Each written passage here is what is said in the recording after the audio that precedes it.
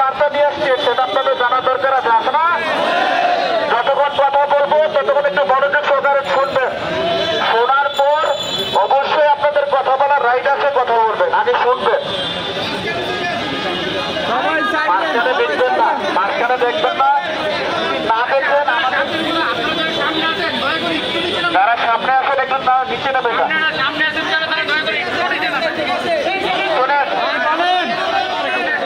শোনেন একটু বলে নেই, শোনেন একটু বলে নেই। প্রথম অবস্থা হচ্ছে আমি খুবই অসুস্থ হয়ে গেছি, সারাদিন না খেয়ে আছি, ঠিক আছে? হয়তো বা বেশি জোরে বলতে পারবো না, তারপরেও বলার চেষ্টা করবো। কথা হচ্ছে আমরা অ্যাম্বাসিতে গিয়েছিলাম, আমাদের 6 জন প্রতিনিধি আপনাদের পক্ষ থেকে। আমরা যাওয়ার আগে অবশ্যই আপনাদের সাথে কথা বলে গিয়েছিলাম, আপনাদের মনের দুঃখ কষ্টগুলো জেনে গিয়েছিলাম। আর মেইন কথা হচ্ছে আপনাদের যে দুঃখ কষ্ট আমাদেরও সেম দুঃখ কষ্ট, আপনাদের যে অভিযোগ আমাদেরও সেম অভিযোগ। আমরা দীর্ঘ 3 ঘন্টা বৈঠক করেছি অ্যাম্বাসিডরের সাথে।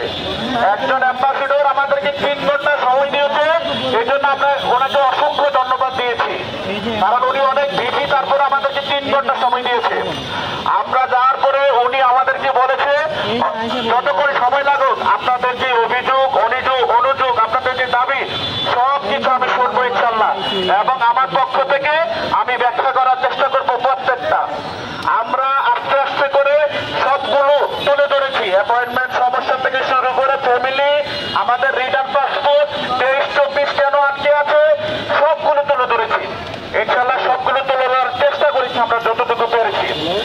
এখন ওনার থেকে যে সমাধান আসছে সেটা হচ্ছে উনি আমাদেরকে বলেছে আপনারা যে এটা করেছেন আন্দোলন অথবা যাই করছেন সেটার জন্য আপনাদেরকে অসংখ্য ধন্যবাদ। এটা না করলে হয়তো বা আপনারা এখানে আসতে পারতেন না, এটা আমরাও মানি। উনি এটা নিজের মুখে বলেছেন যে এটা যদি আপনারা না করতেন আপনারা হয়তো বা এখানে আসতে পারতেন না। আপনারা এখানে আসতে পেরেছেন, আপনাদের থেকে আমরা অভিযোগগুলো শুনতে পেরেছি, সেটা আমাদেরও ভালো লেগেছে।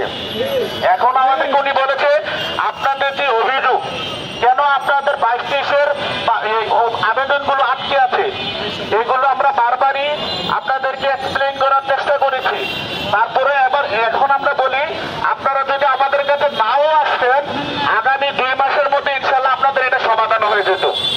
যেহেতু আপনারা আসছেন তারপরেও বলি যে আমরা কথাকে শেষ হতে দিবেন। উনি বলছেন যে আমরা এইটা নিয়েই কাজ করতেছি। আপনারা হয়তো বা জানেন কিছুদিন আগে ইতালি স্বরাষ্ট্রমন্ত্রী এসেছিল, উনি আমাদেরকে বলছে ইতালি স্বরাষ্ট্রমন্ত্রী আমাদের এই বিষয়টা নিয়ে কথা বলার জন্য এসেছিল।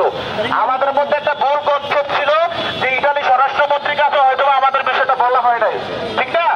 আমরা সবাই এটা মনে করেছিলাম, কিন্তু অ্যাম্বাসিডর উনি বলেছেন যে ইতালির যে স্বরাষ্ট্রমন্ত্রী এসেছেন আপনাদের এই বিষয়টার জন্য এসেছিলেন, এবং কি উনি যাওয়ার পরে এই বিষয়টা নিয়ে কাজ করতেছেন, এবং কি খুব দ্রুত এই জিনিসটা সমাধান হবে আপনাদের বিষয়টা। তবে হ্যাঁ, যারা ভিসা পেতে চান, যারা মনে করেন আমার কাগজটা অরিজিনাল, তাদেরকে একটা কাজ করতে হবে। যেহেতু আপনাদের এটা সাসপেন্ড আকারে আছে, আমরা সবাই জানি মোটামুটি আমাদের আবেদনগুলো সাসপেন্ড হয়ে আছে, জানি না? সবাই জানি একটা আইনের দ্বারা দেখি ওনারা সাসপেন্ড করছে। এখন উনি বলছে আপনাদের যে আবেদনগুলো সাসপেন্ড হয়ে আছে এইগুলোকে আবার আপডেট করতে,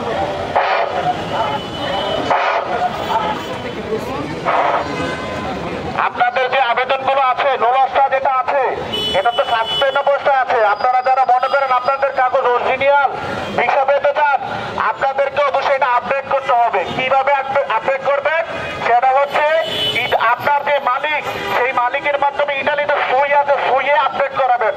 মালিককে বলবেন আপনার নোলস্তাটা আপডেট করাতে, সইয়ে প্রত্যেকের মালিককে বলবেন, ওনারা আমাদেরকে বলতে সইয়ে আপডেট করার জন্য। সই, সবাই শব্দটা খেয়াল রাখেন, সইয়ে আপডেট করার জন্য বলছে। নোলস্তার সবকিছু ঠিক থাকবে, শুধু ডেটটা নতুন করে ইস্যু হবে। নোলস্তা আপনার নামে, প্রোটোকল নাম্বার সবকিছু ঠিক থাকবে, শুধু ডেটটা নতুন করে ইস্যু হবে। সইয়ে আপডেট করার পরেই অ্যাম্বাসির কাছে এগুলো শো করে, তারপরে অ্যাম্বাসি এগুলো কাজ করতে থাকে। আমরা প্রশ্ন করেছিলাম আমরা যদি মালিক দিয়ে সইয়ে আপডেট করি তাহলে আমাদের ভিসা পেতে কতদিন লাগতে পারে? উনি আমাদেরকে বলছে 7 থেকে 2 সপ্তাহের মধ্যে আপনারা ভিসা পেয়ে যাবেন যদি মালিক দিয়ে সইয়ে আপডেট করতে পারেন। আমরা ওনাদেরকে বলেছিলাম যে 23 সালের যে সাসপেন্ড করা কাগজগুলো আছে এদের মধ্যে তো অনেকেই ভিসা পাচ্ছে, গতকালকে পেয়েছে। সবাইকে কি সইয়ে আপডেট করতে হচ্ছে?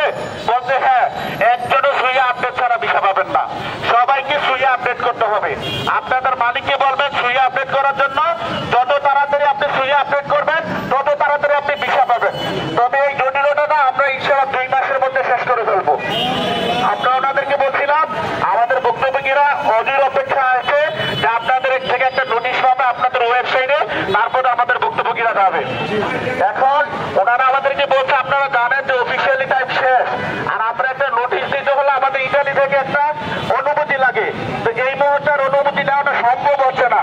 ওনাদেরকে আমরা ফোর্স করতে পারি না, কিন্তু রিকোয়েস্ট করছি বারবার যে আমার ভুক্তভোগী ভাইয়েরা আশায় আছে আপনাদের থেকে একটা নোটিশ পাবে, তারা নিজের চোখে দেখবে, তারপর ওইখান থেকে যাবে, না যাবে না। আমরা তারপরদেরকে বোঝাতে সক্ষম হয়েছি। তারপর ওনারা বলছে ভাই যেহেতু এখন অফিসিয়ালি টাইম শেষ, আমি দীর্ঘ 3 ঘন্টা যাবত আপনাদের সাথে মিটিং করতেছি, তো আমি আপনাদেরকে কথা দিচ্ছি শুধু আপনাদের এই বিষয়টা না, এই বিষয়টার বাহিরেও আরো কিছু আমাদের আপডেট দেওয়ার আছে। ইনশাল্লাহ আগামীকালকে আমরা এই বিষয়টা নিয়ে একটা নোটিশ প্রকাশ করব। তবে নোটিশ প্রকাশ করি আর না করি, মেইন বিষয় হচ্ছে আপনাদেরকে সইয়ে আপডেট করতে হবে। সইয়ে যদি আপডেট না করেন আপনারা ভিসা পাবেন না, আর ভিসা যারা পাবে না তাদেরটা 2 মাসের মধ্যে নিষ্পত্তি হয়ে যাবে।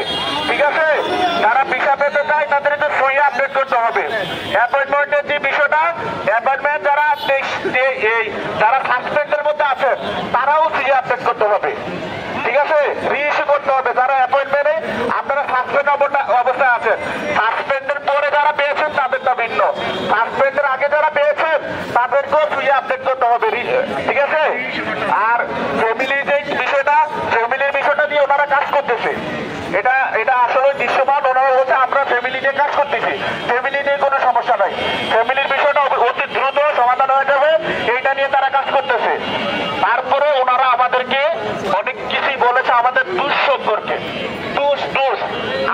কি কারণে আজকে আমরা এই জটিলতার মধ্যে পড়ে আছি। তারা আমাদেরকে এটাই বুঝাইছে যে আপনারা যে জটিলতার মধ্যে আছেন সেটা আসলে আপনাদের কারণে। আমরা ইটালিয়ানদের সবসময় অপেক্ষা আছে আপনাদেরকে দেওয়ার জন্য, কারণ আমরা শ্রমিক হিসাবে আপনাদের মতো লোকই চাই, সৎ নিষ্ঠাবান লোকই চাই। কিন্তু আজকে যে জটিলতার মধ্যে আপনারা পড়েছেন সেটার জন্য আপনারা দায়ী। কিভাবে দায়ী? ওনার পক্ষ থেকে উনি এক্সপ্লেন করার চেষ্টা করেছেন যে আমরা বিভিন্ন মাধ্যম থেকে টাকা দিয়ে নিয়েছি, অথবা এই সেই অনেক কিছু, একটা কাগজকে 10টা করেছি, অনেক কিছুই বলেছে। এখন উনি আমাদেরকে বললো যে আমি প্রতিদিন 10টা পর্যন্ত কাজ করি, আমি একজন ডেপুটি অ্যাম্বাসেডর, আমি 10টা পর্যন্ত কাজ করি শুধু এইটা নিয়ে, আপনাদের এই বিষয়টা নিয়ে। এই যে আমি 3 ঘন্টা নষ্ট করলাম আপনাদের সাথে কথা বললাম, এই 3 ঘন্টা কিন্তু আপনাদের কাজই করতাম। যেহেতু আপনাদের কাজ করতে পারছি না, এটা আপনাদেরই ক্ষতি। এখন আমি প্রতিদিন কাজ করতেছি, ইনশাল্লাহ খুব দ্রুত সময়ের মধ্যে আপনাদের এইগুলো সমাধান হয়ে যাবে।